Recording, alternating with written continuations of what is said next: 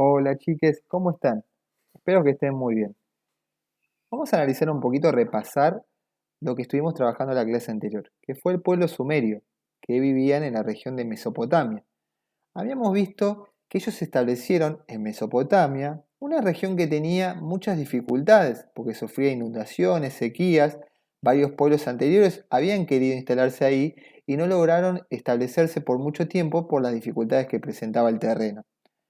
Gracias a un montón de obras que lograron los sumerios, lograron adaptar el territorio, lograr una artificialización del espacio, ese concepto es muy importante que lo recordemos, porque lograron que ese espacio natural, ese pantano, lograrlo, volverlo artificial, porque hicieron un montón de medidas para cambiar el lugar y poder habitarlo. Y a partir de todas esas grandes obras hidráulicas, grandes obras de ingeniería, los sumerios se transformaron en la primer gran civilización de la humanidad, la primera civilización antigua, ¿sí? Que fue muy importante, que logró un montón de obras que le permitieron desarrollar una gran civilización, una gran cultura, un gran imperio. Ahora bien, fue la primera de muchos pueblos muy importantes que lograron en terrenos muy difíciles, en espacios muy difíciles, realizar un montón de obras a partir de la adaptación del humano, de lograr transformar el espacio, lograr poder adaptar el lugar, el territorio y poder habitarlo y construir grandes civilizaciones. Vamos a analizar, como vemos, hubo grandes civilizaciones, lo que les comentaba, que lograron estos grandes cambios. Y en las siguientes clases vamos a trabajar en lo que es hoy en día México y en lo que hoy sería la región andina, pueblos como los incas y los aztecas, ¿sí? Que lograron grandes civilizaciones a partir de un montón de obras que le permitieron en un terreno, en un territorio muy difícil, por todas las dificultades naturales, adaptarse, transformar, utilizar un montón de esas dificultades y también ir transformando el ambiente para lograr desarrollar su gran cultura y a partir de ello su imperio. Algo que los conquistadores europeos, los conquistadores españoles, cuando se encontraron con la civilización azteca, quedaron muy impactados por el tema de los sacrificios que realizaban. Y hoy uno de los objetivos de la clase es demostrar que esos sacrificios que los europeos, de los conquistadores europeos que llegaron y los vieron, los consideraban como, al ver estos sacrificios, como diabólicos, salvajes, bárbaros, vamos a intentar analizarlo de la lógica azteca, que en verdad tenían un objetivo, eran algo muy racional, muy vinculado con su sociedad. Era muy importante hacerlos porque hacía funcionar la sociedad. Vamos a analizar, eso es uno de los elementos que es importante que remarquemos. Bien, como les dije, los aztecas, o también llamados mexicas, de ahí viene el nombre del país donde actualmente estarían los aztecas, sería México, y la capital de los aztecas es lo que es hoy en día el México DF, que es la capital de México, ¿sí? Ahí estaba la capital de ellos. Y como les dije, hubo otros pueblos importantes como los mayas y los incas. Vamos a analizar que cuando llegaron los conquistadores españoles, que se asentaron primeramente en las islas caribeñas y las islas de Centroamérica, cuando intentaron, o sea, cuando llegaron, supieron de un gran imperio que era los aztecas y tuvieron todas sus dificultades para llegar ahí, porque es una región de mucha selva y obviamente que no hay los caminos que hay hoy en día. Tuvieron que atravesar una gran selva con todas las dificultades, una región húmeda, con muchos insectos que producen enfermedades, así que fue toda una travesía para los españoles. Pero cuando llegaron ahí, se encontraron con una gran sorpresa. Vamos a analizar cuál fue esa gran sorpresa. Como les comenté, los conquistadores atravesaron cientos de kilómetros de selva para llegar a la capital del imperio azteca. Y cuando llegaron, en 1519 después de Cristo, logran encontrarse con la capital de los aztecas, la capital conocida como Tenochtitlán, ¿sí? ¿Cuál fue lo que más los asombró? Es que la gran capital de los aztecas, la capital de este imperio, estaba establecida en una isla dentro de un lago.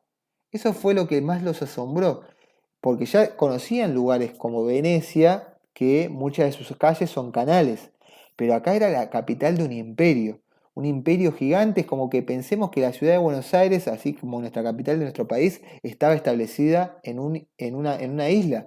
Y eso presenta muchas dificultades, porque al ser la capital de un imperio, te llegan muchos productos, muchos soldados tienen que salir de acá, tienen todo el tiempo movimiento de bienes, de todo el tiempo de productos, de personas, que al estar en una isla tiene sus dificultades. Por eso les asombró a los españoles que se establezcan acá. Y vamos a analizar cómo lograron establecerse en este lugar que encima era una isla pantanosa, ¿sí? Y que tenía muchas dificultades como las que afrontaron los sumerios. Los españoles se sorprendieron al ver que la capital del gran imperio estaba en una isla pantanosa rodeada de agua salada. Ahora bien, vamos a ver cómo lograron los aztecas establecer su capital en una isla pantanosa. Fíjense, este es un dibujo que realizaron los conquistadores españoles de cómo eran todas las construcciones que había en el medio del agua, en el medio de una isla, y esta es una representación que hicieron a través de computadora, de una computadora, lograron a través de un programa hacer una especie de plano diseño de cómo hubiera sido la ciudad de Tenochtitlán. Para lograrlo, los aztecas tuvieron que realizar grandes obras de ingeniería, que le permitieron realizar grandes construcciones, obtener agua dulce y jardines flotantes para cultivar. ¿Cómo lograron realizar todas estas obras?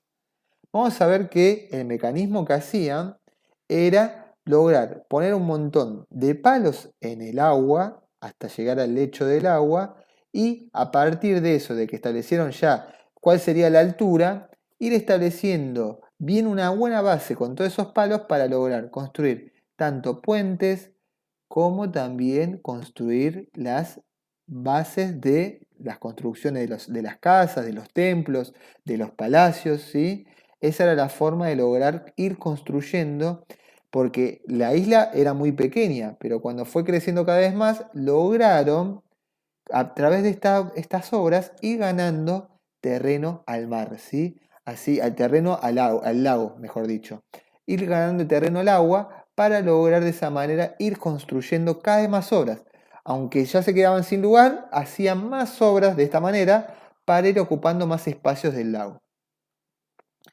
Estas bases en el agua le permitieron realizar todo tipo de construcciones, principalmente los acueductos. Pero ¿por qué necesitaban tantos acueductos si vivían en una isla rodeada de agua? Y vamos a ver que tenía una particularidad muy interesante, el lago donde estaban habitando los aztecas. El lago donde estaba la capital de los aztecas, el lago donde estaba Tenochtitlán, justo en la parte donde estaba la ciudad, estaba rodeada de agua salada, ¿sí? Eso dificultaba un montón cómo poder alimentarse, cómo poder tener el agua para los cultivos, para saciar su sed, para el tema de todo lo que tiene que ver con la higiene. ¿Qué es lo que realizaron? Realizaron lo mismo, construyeron un montón de obras de acueductos para obtener esa agua. Porque algo muy importante que tienen que saber, el agua dulce y el agua salada, al tener diferente densidad, no se mezclan, ¿sí? Así que por eso estaban tan marcadas estas zonas de agua salada y estas zonas de agua dulce. Esa es una de las particularidades. Y fíjense, construyeron estos acueductos que les permitía obtener el agua. Así que ya sabemos cómo lograron construir sus grandes construcciones, sus templos, sus palacios, las casas de todas las personas de la sociedad azteca y también cómo obtener el agua que les permitía subsistir. Ahora bien, cómo lograban cultivar, porque acá lo que estamos viendo es que había un montón de construcciones, pero ¿de dónde tenían el alimento? ¿De dónde tenían la tierra para cultivar? Y vamos a ver que hacían el mismo proceso, ¿sí? Hacían jardines flotantes, hacían especies de macetas que establecían en el agua, en balsas, y llenaban de tierra, de fertilizantes, y ahí ponían los cultivos. Y los iban cuidando, iban haciendo diferentes cultivos, y esto les permitía tener un montón de variedades de productos, porque establecían diferentes tierras, diferentes formas de cultivarlos, para lograr un montón de variedades de alimentos. Y de esa manera obtenían también el alimento que era muy importante para ellos. A través de estos jardines flotantes lograron obtener el alimento necesario para toda la población. Y algo muy importante, fíjense que establecían ellos unos árboles alrededor de cada isla que iban armando, ¿sí? Iban estableciendo un montón de árboles. ¿Por qué piensan que ponían árboles en los bordes de las construcciones, en los bordes de los jardines flotantes? Estas raíces que daban los árboles se establecían, se adherían al lecho del lago y permitían que quede bien estable la construcción, que nunca se logre fracturar ni nada, y de esa manera lograba una estabilidad tanto en las chinampas como en las construcciones. Y de esa manera ya logran solucionar el tema de la problemática del agua, ya que sabían cómo tener agua dulce, cómo ir construyendo cada vez más territorios y lo más importante, cómo obtener el alimento. De esa manera lograron, a partir de un montón de obras de esta civilización, desarrollar la gran ciudad de Tenochtitlán, la gran capital del Imperio Azteca. Ahora bien, ¿por qué se tomaron el trabajo de pensar tanto de cómo lograr volver habitable esta isla pantanosa que encima estaba rodeada de agua salada? ¿Por qué no establecerse en otro lugar? Esa es la segunda parte de la clase de hoy. Saber, como apreciamos en esta línea de tiempo, los aztecas son la última gran civilización que se dio en Mesoamérica, ¿sí?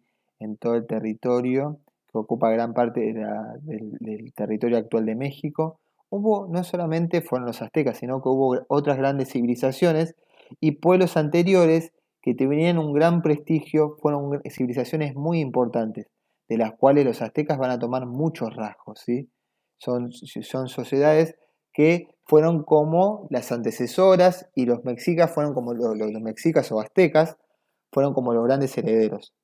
Así que los aztecas van a intentar asemejarse mucho a esos pueblos previos, ¿sí?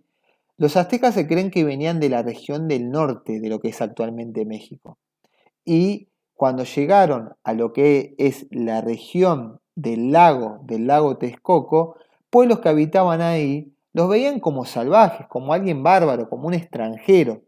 Y sufrían lo que hoy sigue ocurriendo, de cuando viene alguien con diferentes culturas, con diferentes lenguajes, con diferentes formas de comer, de vestirse, de hablar, los discriminaban muchos de estos pueblos.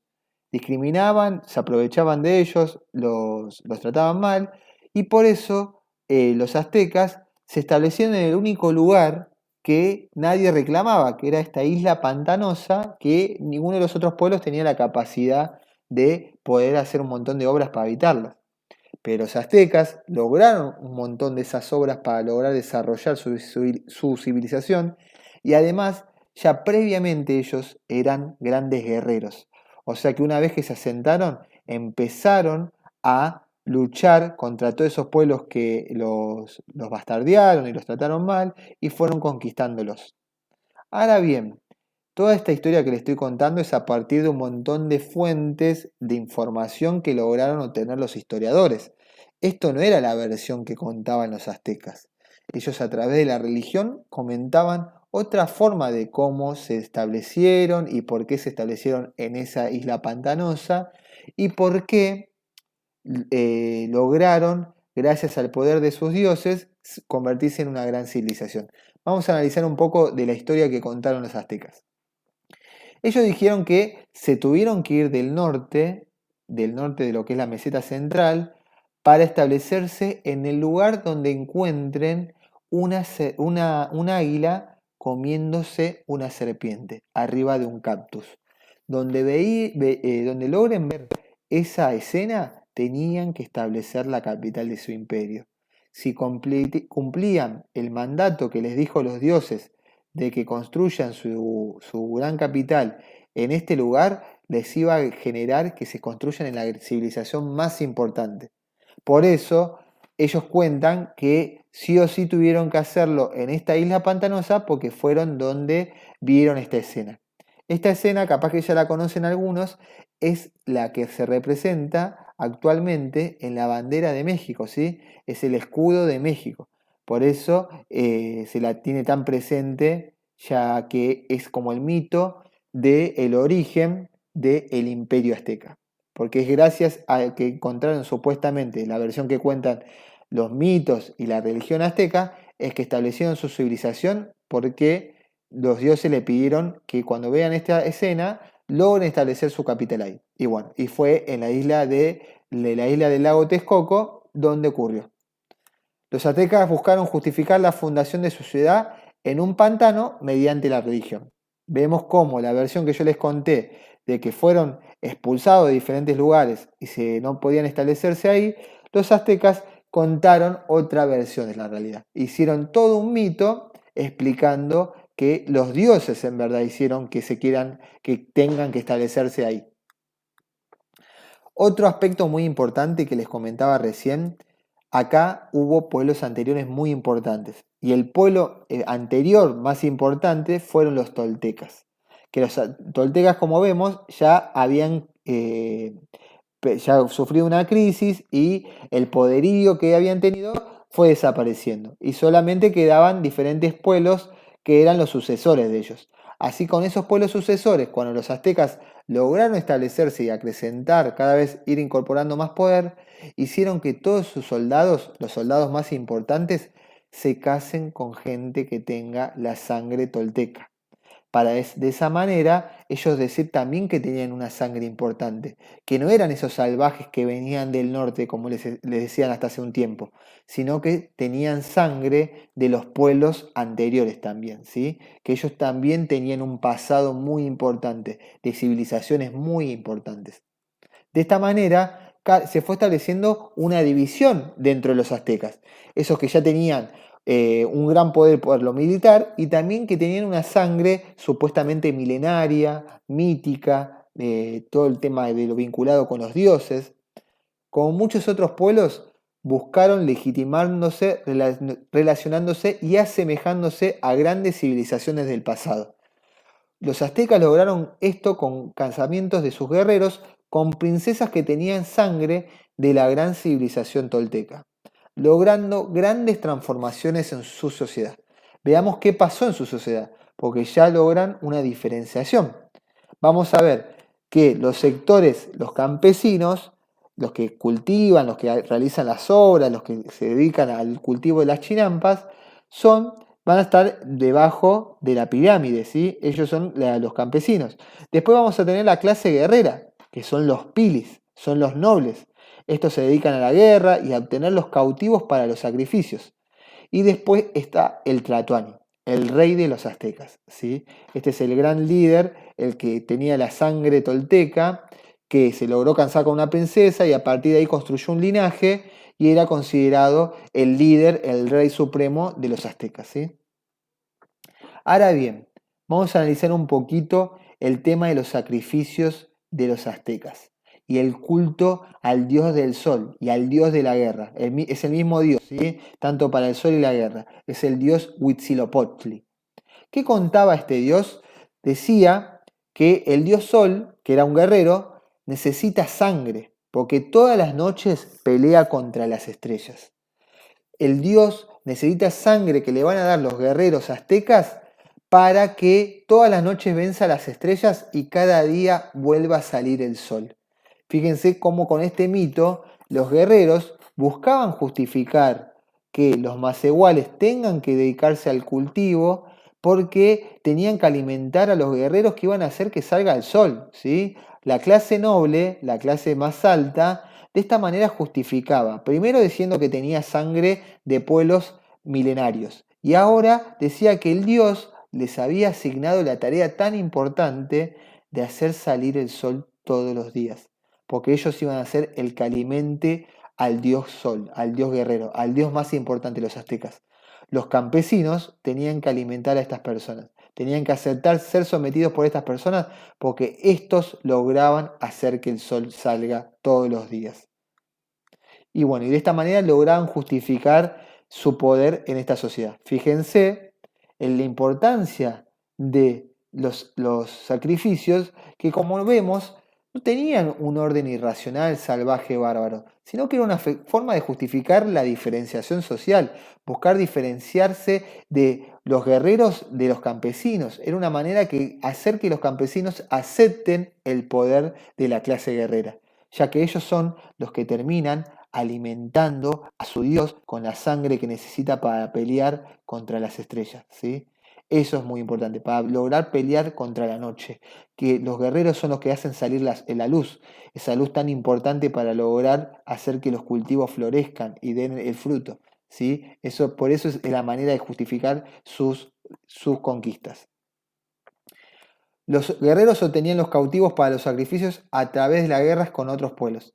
Y otra cosa muy importante, no era solamente justificarse con los campesinos, sino que buscaban justificar algo muy importante. ¿Qué otras cosas podían obtener con la guerra? Porque estos sacrificios los obtenían de otros pueblos, ¿sí? De otros pueblos lograban conquistar a todos esos guerreros que necesitaban, porque no podían darle al dios Sol cualquier tipo de sacrificio. El sacrificio que le tenían que dar era de sangre guerrera, porque necesitaba sangre guerrera para luchar el Sol. Así que tenían que hacer muchas batallas contra otros pueblos para obtener los sacrificios. Pero al hacer batallas con otros pueblos, fíjense, en tan poco tiempo, en menos de 100 años, el imperio azteca se había expandido a un montón de lugares, buscando todo el tiempo obteniendo sangre y también no solamente sangre, sino teniendo tierras, tesoros, impuestos, tributos, ¿sí? De esa manera iban acrecentando cada vez más su riqueza y también cada vez más el odio de todos estos pueblos que eran sometidos por los aztecas. Por eso, cuando los españoles llegan a lo que es actualmente la península de Yucatán y empiezan a conocer a un montón de pueblos, ven que los aztecas no son muy queridos por los otros pueblos. Y así que los conquistadores españoles le van a decir, alíense conmigo y venzamos a los aztecas. Porque algo muy importante que tenemos que establecer, que esta idea de que todos los indios eran buenos y que los conquistadores españoles eran todos malos, tenemos que lograr desmitificarla, ¿sí? Tenemos que entender también que había civilizaciones que no eran muy queridas por otras civilizaciones dentro de lo que era el continente americano. Y por eso muchos de los conquistadores españoles fueron ayudados por indios porque querían vencer a el pueblo que los estaba sometiendo. Ahora bien, mucho de esto al final terminó siendo peor el remedio que la enfermedad, porque los conquistadores españoles fueron mucho más sangrientos, salvajes y bárbaros que lo que los hacía el imperio azteca. Bien, los aztecas con la justificación de obtener sangre guerrera para su dios lograron conquistar varios pueblos y de esta forma imponerles tributos, obteniendo los aztecas riquezas y consolidando su imperio mediante la religión. Fíjense cómo iban teniendo un montón de tributos y riquezas que los iba haciendo cada vez más poderosos. Pero vamos a ver estas consecuencias. Lo que les dije recién. Los aztecas creían que al tener el favor de los dioses no necesitaban crear alianzas con los pueblos que derrotaron. Esto provocó que un montón de pueblos todo el tiempo se rebelen, ¿sí? Y que se rebelen genera todo el tiempo ir a luchar de vuelta, ir a gastar un montón de los tributos que tenían, ir gastándolos porque tenían que todo el tiempo sofocar revueltas de los pueblos que se habían rebelado.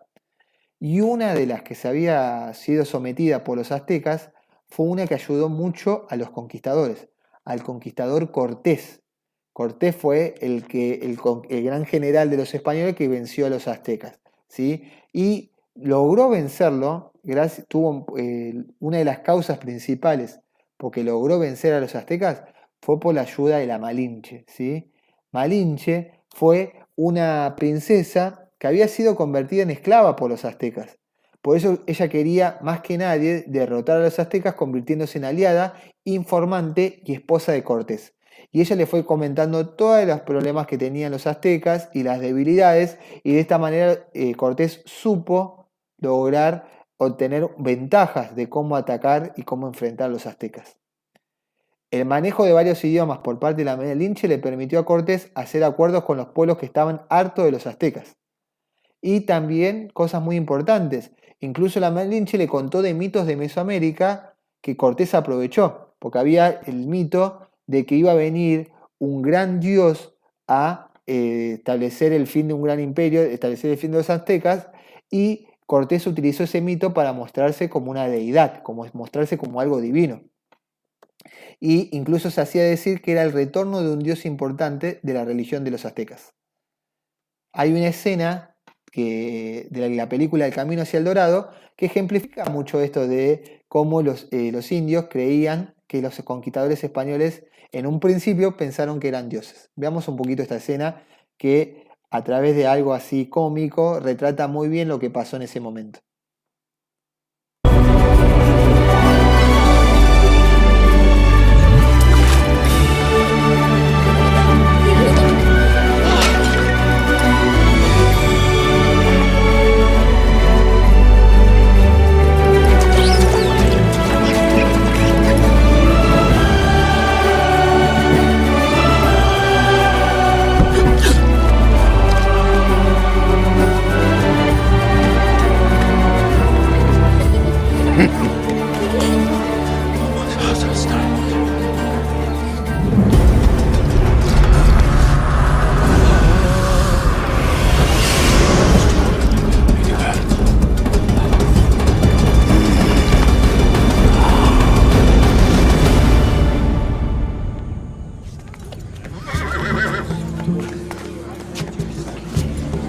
Socio, trabajar contigo ha sido un placer. Tulio, solo quiero que sepas que lamento lo de aquella chica de Barcelona. ¡Tú! ¡Contemplad! ¡Cómo anunciaron las profecías! ¡La hora del juicio divino ha llegado!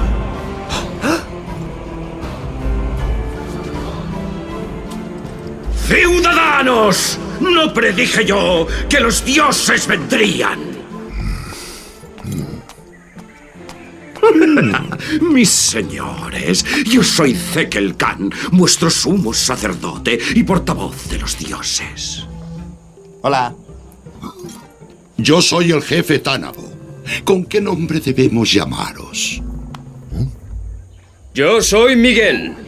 Y yo soy Tulio. Y nos llaman Miguel y Tulio. Vuestra llegada ha sido grandemente anunciada. ¿Cuánto permaneceréis en el Dorado?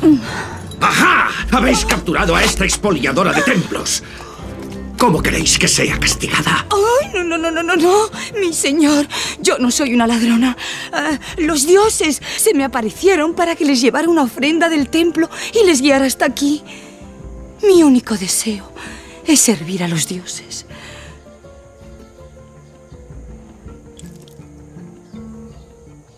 ¡Suéltala! ¿No te parece? Ante todo, devuelve esto a su lugar sagrado. Mis señores, ¿por qué habéis decidido visitarnos? ¡Basta! No se cuestiona a los dioses. Así es. No nos cuestionéis o tendremos que aplicaros nuestro imponente y terrible poder. Y os aseguro que no os gustaría. Sí, nos gustaría. ¿Ah, sí? Sí, desde luego que sí. Que caiga vuestra ira sobre este descreído. Mostradnos vuestra divinidad. ¡Divinidad! Un momento. La gente tiene una vocecita que les dice que se retiren antes de que sea tarde. ¡Tú no la tienes! Me he dejado llevar por el entusiasmo. ¡Y muy lejos! ¿Y si les decimos la verdad y pedimos piedad?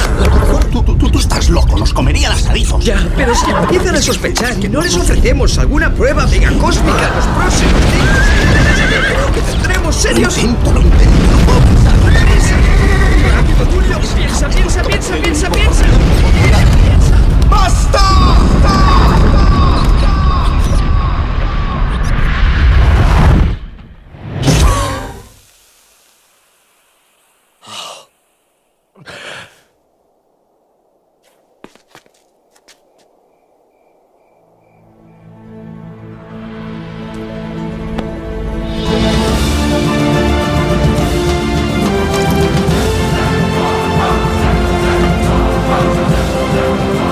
Y no me obligues a despertarle, porque lo haré.